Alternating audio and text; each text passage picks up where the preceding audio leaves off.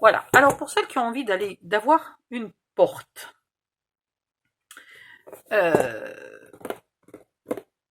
on va mesurer. On va regarder quelle épaisseur il faut. Bon, je pense que peut-être 2 mm. Ouais, celui-là, je sais pas quand je l'ai coupé. Il est vraiment gros de tiroir, celui-là. Je sais pas pourquoi. Alors.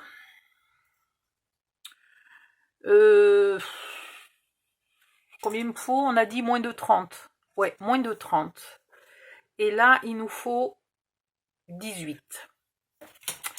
Alors, le problème, c'est que j'ai pas de papier qui font 30. Est-ce que j'y arrive avec 29,7? Parce que j'ai dit moins de 30, mais... oui, 29,5. Waouh, je suis sauvée. Putain, mais je le fais pas exprès, mais génial. Mais génial. La porte va être de la bonne taille. Enfin, mon papier va être de la bonne taille pour faire une porte. Alors, un papier blanc.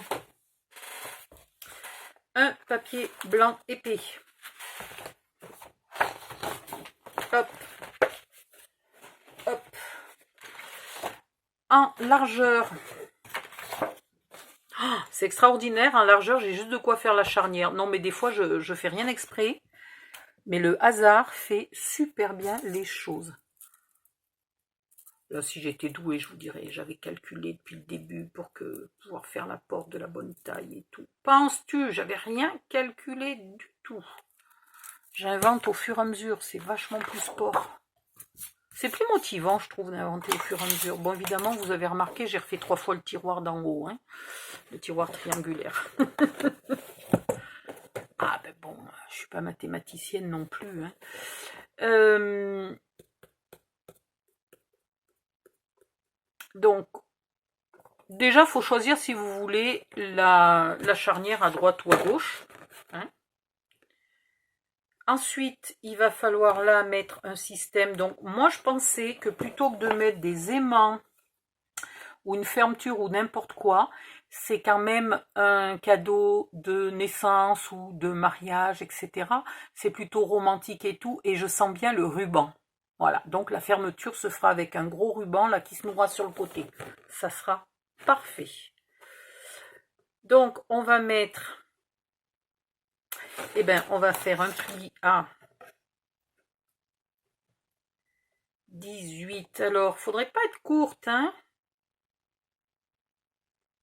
18,2. Faisons pas de bêtises juste à la fin. 18,2. Voilà, bien tassé. 18,2, c'est la charnière. Et pour le reste, je vais pas m'aventurer à faire des calculs savants. Je vais vous montrer comment faire pour le cas où vous ayez, vous, une différence de quelques millimètres par rapport à moi. Et dans ce cas-là, il faut que votre porte soit adaptée à votre boîte et pas à la mienne. Donc, on va faire comme ça. Allez.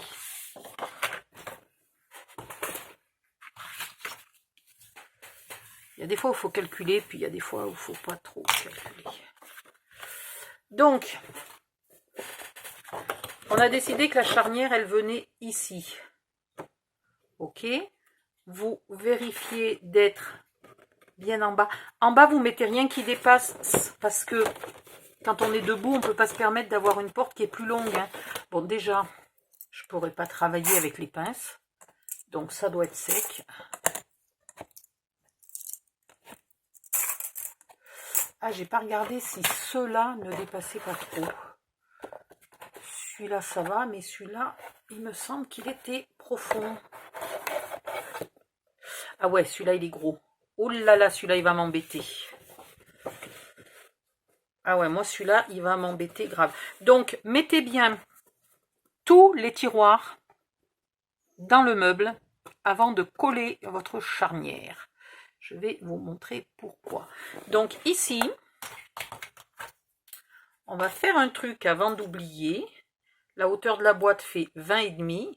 Donc, à 10,25, voilà.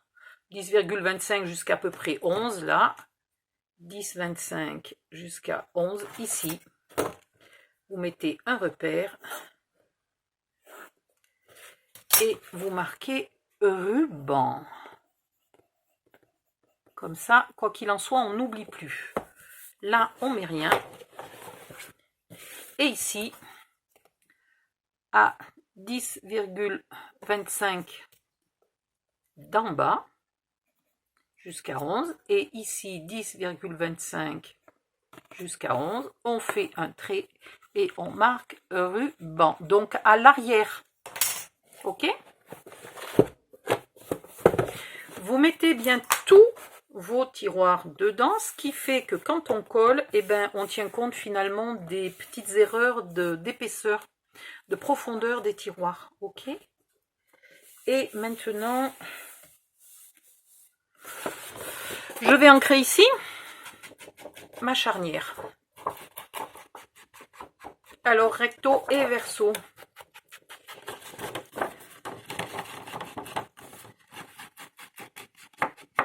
Et je vais ancrer le bas.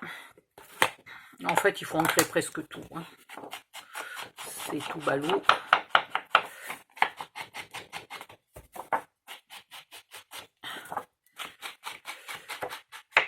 Comment on va faire le porte-photo enfin, de partout sauf en haut. Je ne sais pas pourquoi j'ai ancré en haut. Question, comment je vais faire le porte-photo? Est-ce que je vais le faire avant ou est-ce que je vais le faire après?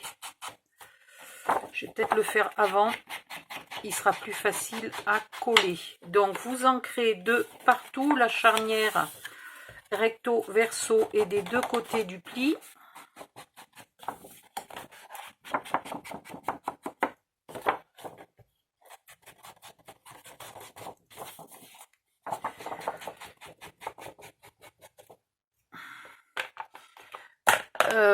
Ben non, parce que je ne sais pas quelle est la taille de la photo que vous voulez mettre là, donc je ne peux pas faire un porte-photo qui se glisse. Donc ça sera une photo collée. C'est pas grave, c'est très bien aussi une photo collée. Voilà. Donc maintenant, là, vous vous mettez bien à ras. Donc pour être à ras, le plus simple, c'est de vous mettre... Ah, j'ai oublié un petit truc. Vous ai pointé un peu celui-là, là. Voilà. Pour être bien à ras en bas, ben, vous mettez votre boîte de boue. Hop. Vous repérez ici, est-ce que j'arrive à vous le montrer? Ouais. Vous repérez ici jusqu'où il vous faut mettre de la colle. OK. Et vous mettez de la colle. Alors, j'ai repéré de ce côté-là, mais on met la colle de ce côté-là. Hein.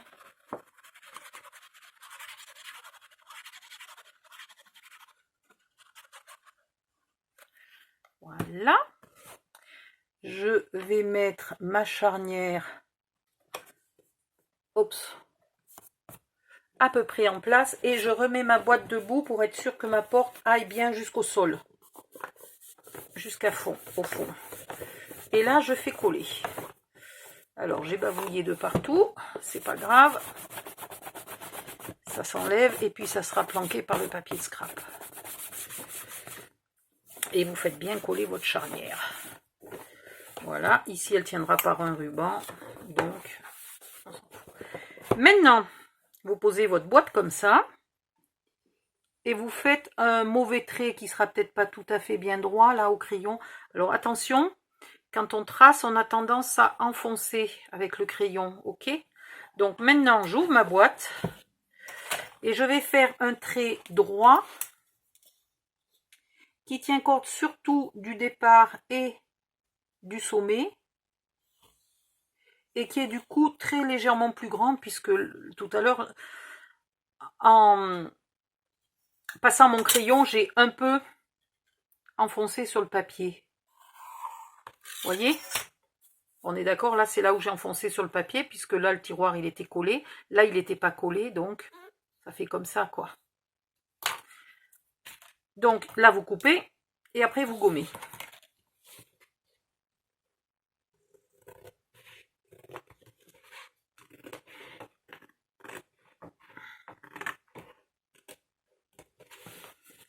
Voilà.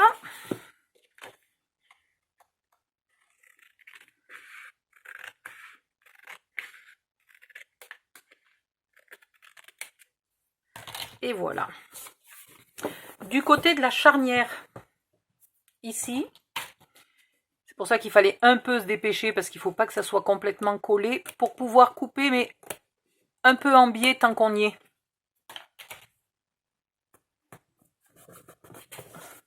Et vous avez vu, ah ouais, mais là, dites donc, ça se voit là. Ben, on fera une avancée du toit, tiens.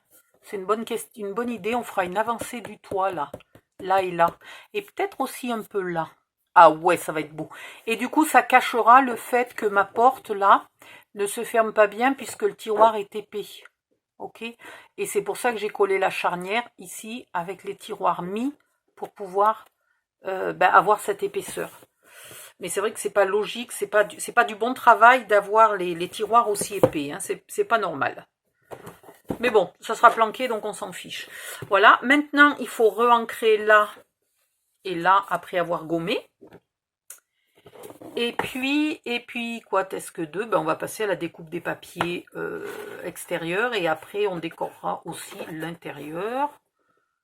Et puis voilà. Bon, et vidéo suivante. Bye bye. Pensez de me mettre un petit pouce là. Attendez, comme ça. Hein.